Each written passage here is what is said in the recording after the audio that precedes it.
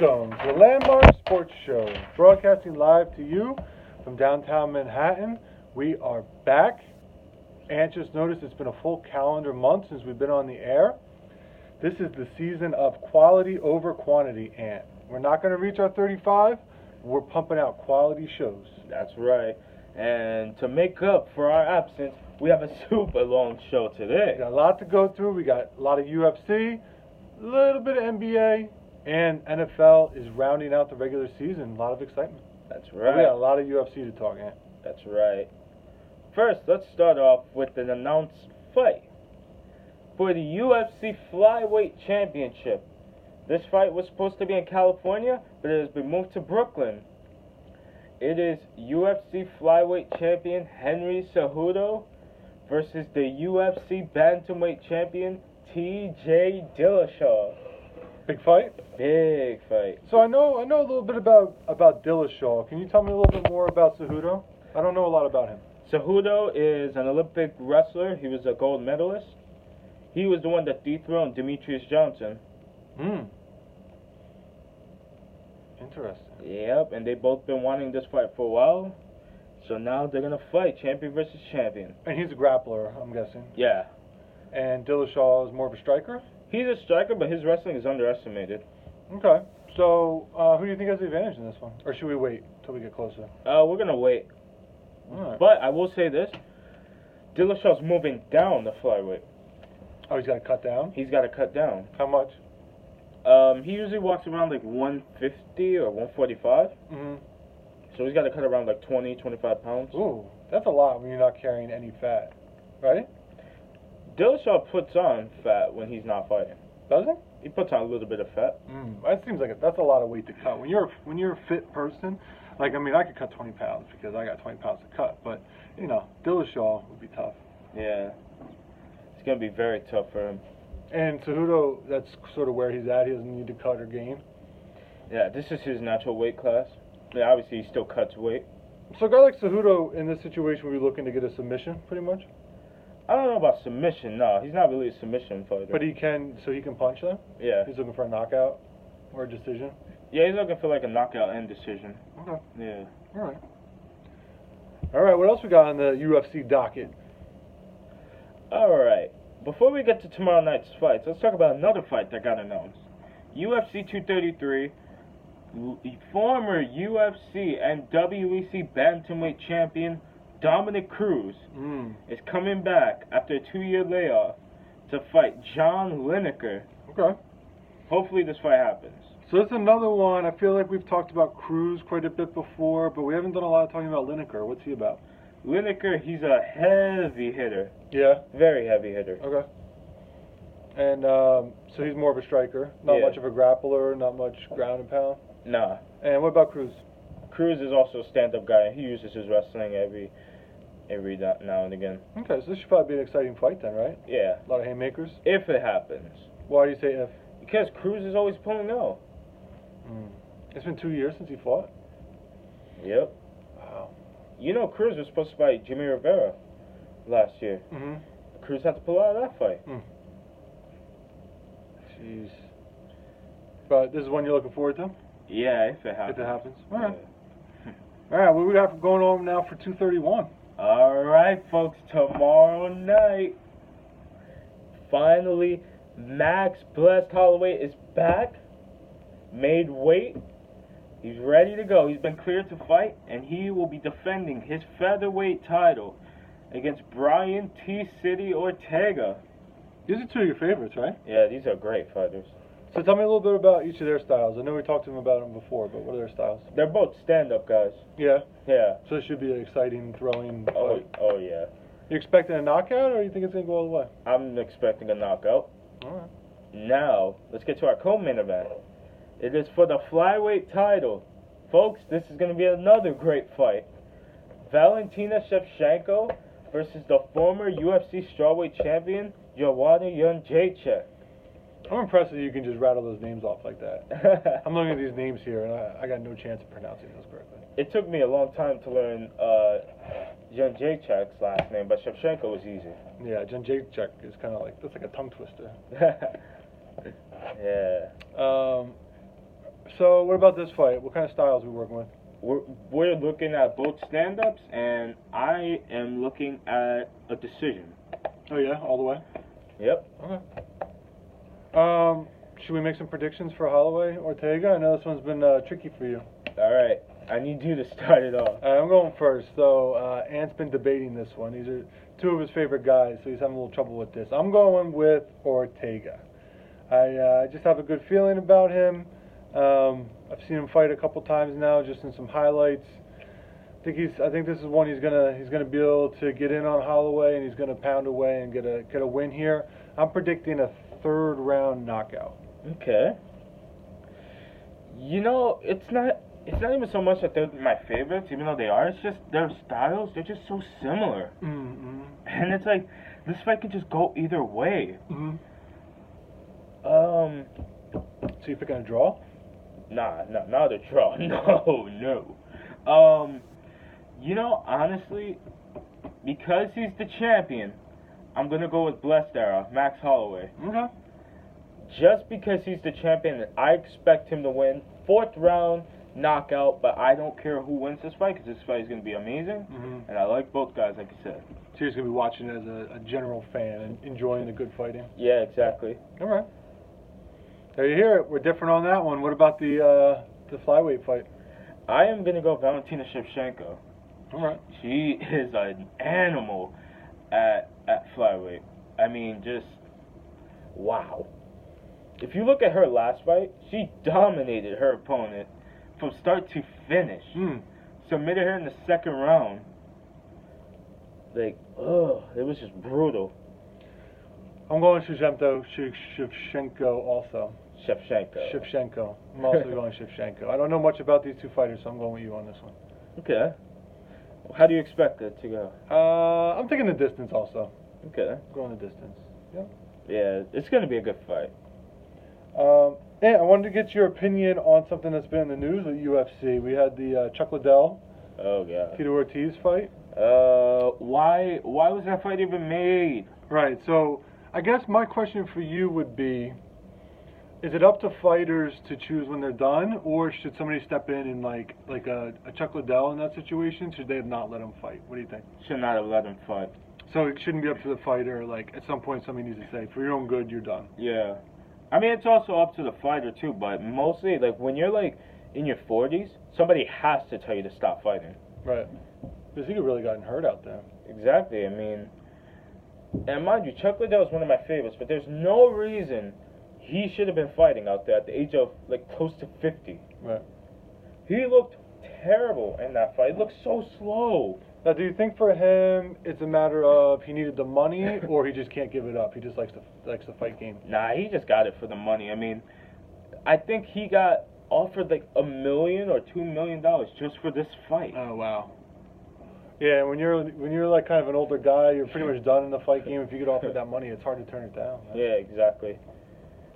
And then people are saying this was a big win for Tito Ortiz, but Tito Ortiz lost to Chuck Liddell twice before this fight, and Chuck was in his prime. Isn't Tito older also? He's about done too, right? He's like 45, I think. So yeah, he's done. That's crazy. Yeah. Alright. Any other UFC news, or should we move on to the NBA? Right now, that about does it for UFC. All right, so catch that 231 this weekend. Yeah, please catch it. It's gonna be a good card, I promise you.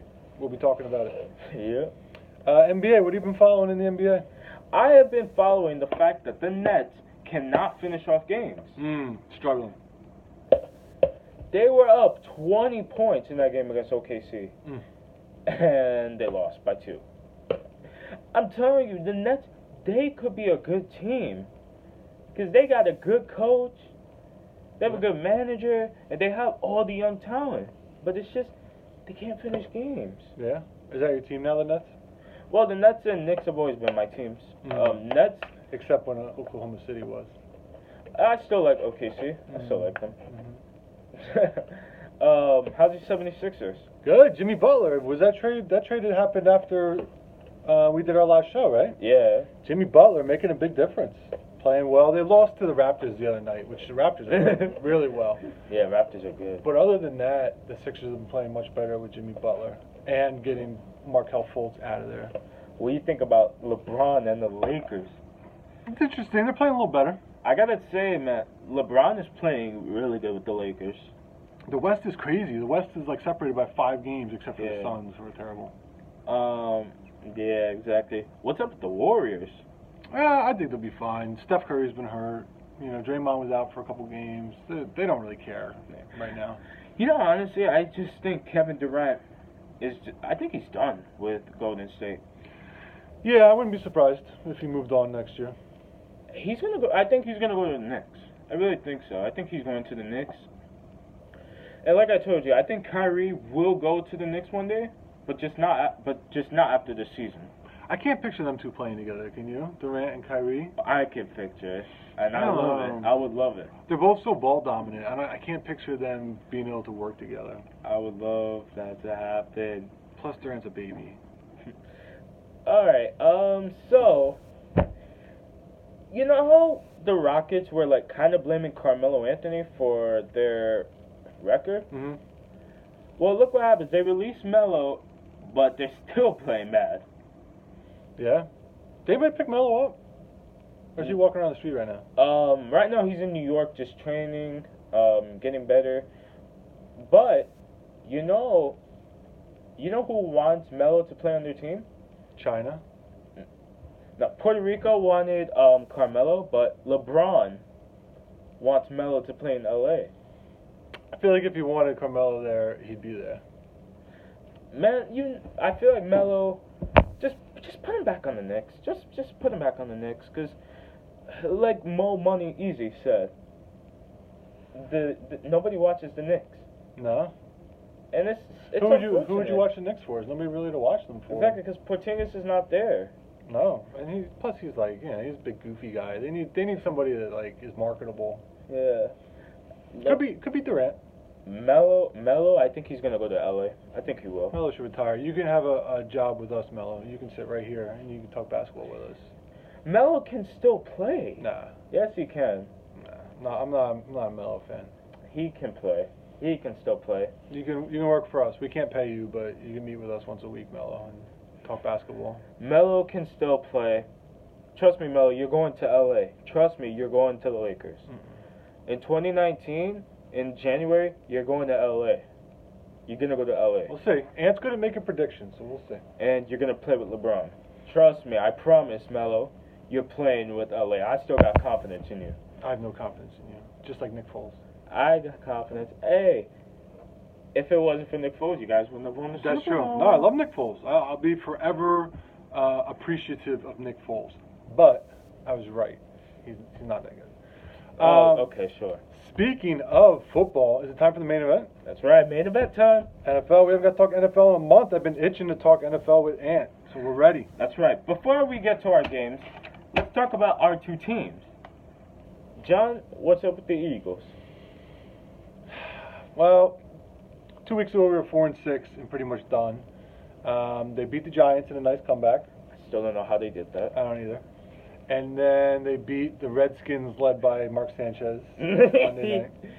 So neither win I would classify as particularly impressive, but it got them back to 6-6, and now they got the Cowboys this weekend in Dallas, and winner will get the division lead. So they got to win this weekend because they play the Rams coming up, and that's going to be tough. So, is there a scenario where the Eagles win this weekend, lose to the Rams, end up 9-7, and win the East in a very weak way? I think so, but they got to win this weekend. What about your boys? The Bolts, the Chargers. Oh, 9-3. We made an outstanding comeback against the Steelers. Big win. Phillip Rivers playing like a beast. Phillip Rivers looking like Drew Brees out here. That's right. 9-3. We play the Bengals this weekend, and if we win, which we will, we get the playoff spot. Oh, it's signed, sealed, delivered already? Yep. Good for them. And so they're almost definitely going to get the 5 seed. So they're going to end up probably having to go to probably either Pittsburgh or Houston in the first round of the playoffs. I think we get Houston in the first round. Well, it depends. Oh, wait, no. We're not going to get Houston. Well, No, because Houston, they're leading their division. Right, but if you're the number 5 seed, you're going to end up playing the worst division winner. But that could end up being the Steelers, not Houston. Houston's 9-3.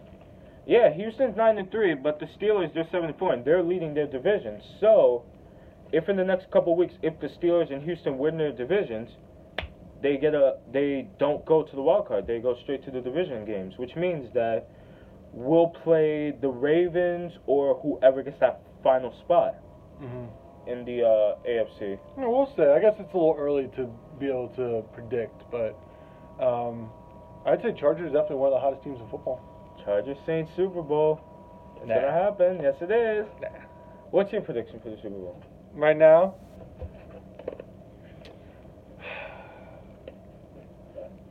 I think I'm still Rams Patriots.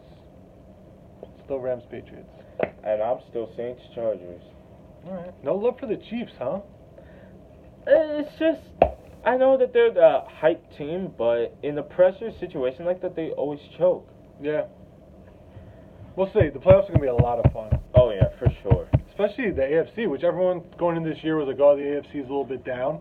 There's 5 good teams in the AFC. There's going to be a 6th team that's not good because whatever that last wild card spot is, whether it's the Dolphins or the Titans or the Colts, I kind of respect a little bit, but that's going to be a bad team.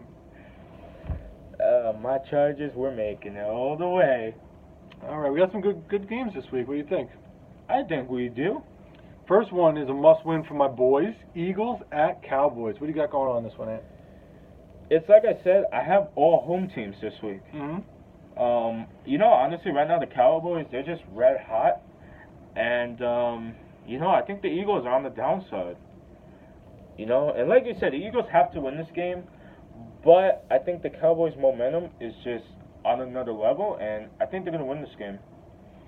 All right. I told Ant before when we were doing our pre-show prep that this pick is probably more with my heart than with my head, but I'm going to take the Eagles in this one. This does feel like one that they could win. They go down there, their line's been playing better, offensive line's playing better, running the ball, defensive line's been getting pressure. Cowboys have been playing very well, capped by that win over the Saints in the same stadium. Same Saints that destroyed the Eagles. Maybe I should take the Cowboys. No, I'm going to take the Eagles. So I'm going with the Eagles, but I'm admitting that might be more more heart than head. Maybe I should take the Cowboys. That was good. Next one. That was good. Sunday Night Football, I believe. I believe this one's Sunday Night Football. I think so. This is going to be a good game. Rams at Bears. I can't wait for this game. Can the Rams handle the cold weather of Chicago is the question. What do you think? This is going to be a fun game. Both teams are leading their divisions. The Bears, man, they've shocked everybody this year. Yeah, they've been a surprise team. And honestly, like I said, I'm going all home teams this week, so I'm going to go with the Bears. I got the Bears for this week. I think they're going to give the Rams their second loss. Right? This would be their second loss? The Rams have... They lost to the Saints? Yes. And did they lose anything else? I don't think so. No. Yeah. I think the Bears are going to give them the second loss. All right. I'm going Rams. I'm going the opposite. So I do worry a little bit about how they're going to travel to Chicago in the weather and such like that. But just think they're a more complete team right now. Bears, if they get Trubinsky back, who's having a pretty nice year besides being hurt, it helps. But I just feel like the Rams are a little bit more all-around team right now. So I'm going Rams. Okay.